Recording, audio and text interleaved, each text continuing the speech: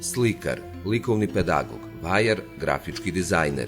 Knjaževčanin Rade Ristić umetnik je koji je plodnim stvaralaštvom obeležio jedno vreme u varoši na obalama dva Timoka, a svojom skromnošću dozvolio da prvu samostalnu, ujedno i retrospektivnu izložbu priredi tek posle 4 decenije kreativnog rada. Daleko od velikih kulturnih centara, ali ne i od očiju likovne kritike, Rade Ristić živi u svetu svojih slika. Smatrajući da stereotipi kada je reč o slikarskim motivima ne postoje kao takvi, već da za stvaralački duh ima samo novih izazova, ovaj umetnik dugo već istražuje izražajne mogućnosti akvarela. Uvek može da se ide dalje, nikada nije ništa rečeno do kraja, barem u ovoj oblasti. Akvarel daje mogućnosti, vrlo velike mogućnosti i za dalje usavršavanje i za traženje nečega novog.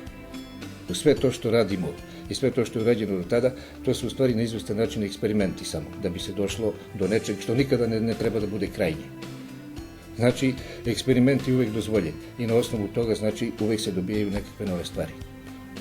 Ja pravim spoj tog starog, koristim na nekim mestima delovima moje slike čisto akvarelske poteze, čistu površinu sa puno vode, sa prelevanjem boja jedne u druge i tako dalje, bez nekih strogo određenih granica, ali zato na izvestim mestima pokušavam da do detalja iscrtam nešto što je vrlo važno, recimo, za takav jedan motiv. To ne mora da znači da je novo, ali u ovom slučaju na takav način se pravi spoj tog starog, odnosno tradicionalnog u akvarelu i nečega što se želi da se postigne. Ja lično mislim da sve to što sam uradio do sada i što sam postigao u ovoj oblasti i ovom slikarskom tehnikom, čini mi se da je to daleko više od svega onog što sam radio, recimo, u dizajnu, oblikovanju porcelana, vajarstvu i tako dalje, obzirom da sam se bavio i nekim drugim oblastima likovnog stvaralaštva.